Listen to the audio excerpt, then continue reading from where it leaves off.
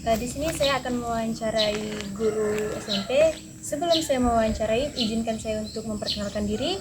Perkenalkan, nama saya Maristella dari Program Studi Pendidikan Ekonomi. Dan Ibu silakan. Ya, nama saya Saini Sarjana Pendidikan Guru Bahasa Indonesia di SMP Negeri 2 Dedai. Iya Bu. Di sini saya akan mewawancarai Ibu.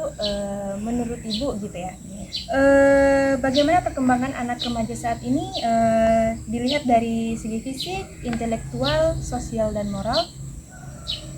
Oke, satu-satu ya. Iya. Itu dari fisik dulu. Dari fisik tuh Ibu lihat yang ada di sekolah sini ini ada yang fisiknya tuh ada yang sehat, ada yang kurang sehat. Terus pertumbuhannya ada yang normal, ada yang ibaratnya kurang normal.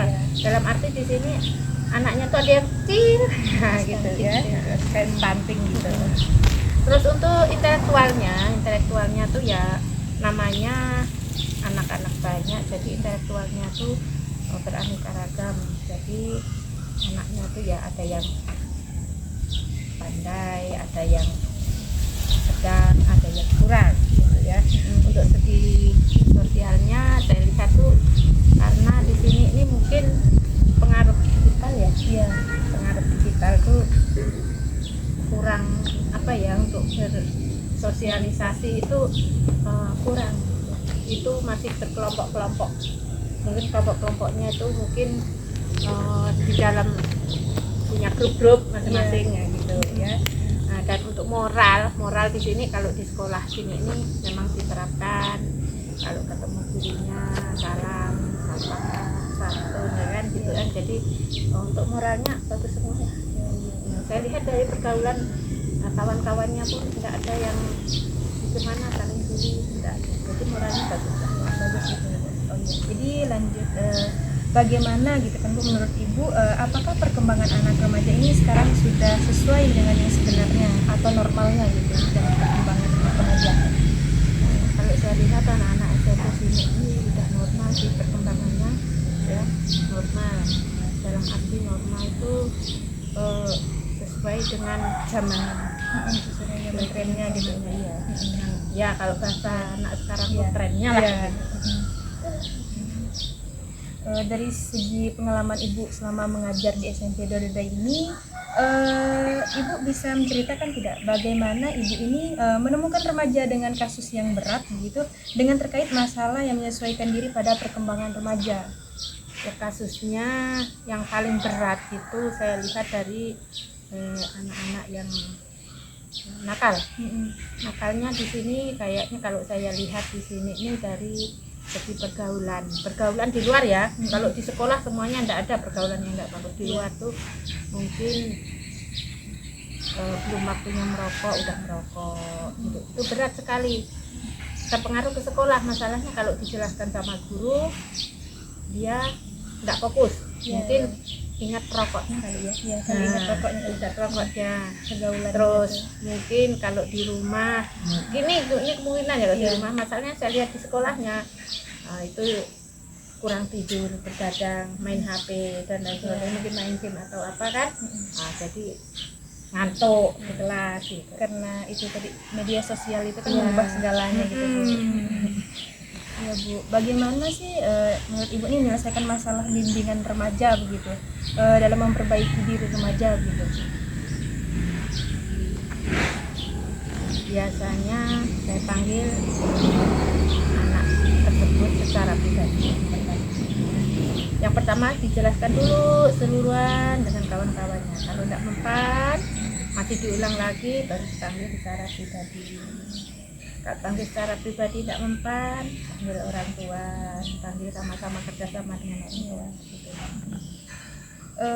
Bisakah Ibu ceritakan apa saja bentuk bimbingan kepada siswa, baik untuk kelompok besar maupun kelompok kecil, ataupun individu, untuk membantu mereka memahami perkembangan mereka yang seharusnya gitu?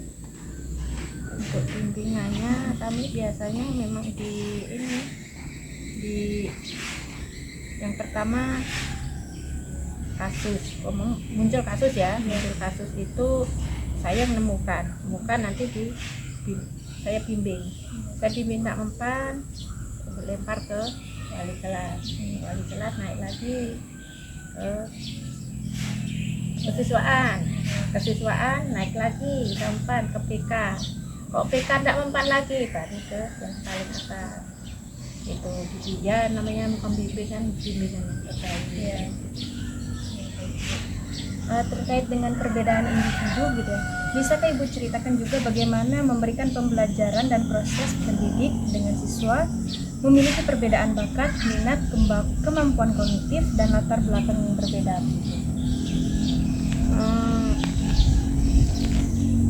Ini masing-masing memang punya bakat dan minat masing-masing ya, berbeda ya. Iya. Jadi di sini bimbingannya untuk masing-masing anak itu diletakkan pada tempatnya. Ya, semua hobinya di sekolah tuh biasa main gendang. Biasanya di meja itu Di meja itu. Nah, nanti diarahkan ke baratnya kegiatannya main musik gendang. Jadi kalau secara kemampuan kognitif ini biasanya ya dianjurkan untuk adanya meningkatkan cara membaca. Saya arahkan biasanya ke perpus. Kalau enggak gitu 1 jam itu pembelajaran belum dimulai itu disuruh membaca yang lebih banyak. Berarti kayak literasi gitu. Literasi, Ibu? iya. Oh iya, baik Bu. Dengan masalah siswa yang beraneka ragam gitu kan Bu, Ibu bisa kasih tips ataupun saran bagi kami para calon guru ini bagaimana cara menyelesaikan masalah-masalah tersebut sebagai kami calon guru gitu Bu. Tips dan sarannya. Sarannya ya seperti yang sudah saya alami atau pengalaman yang sudah saya dapatkan ini ya, untuk calon guru itu yang pertama itu sabar. Apa dulu enggak sabar ya? Sabar, terus yang jelas mau berkorban itu pasti. Terus yang jelas tidak lelah untuk belajar dan belajar walaupun sudah jangankan calon guru ya, masih tetap belajar. Banyak pengorbanannya gitu ya. Baik, hanya ini wawancara yang dapat saya sampaikan. Mohon maaf jika ada kesalahan kata. Akhir kata saya ucapkan terima kasih. Dah.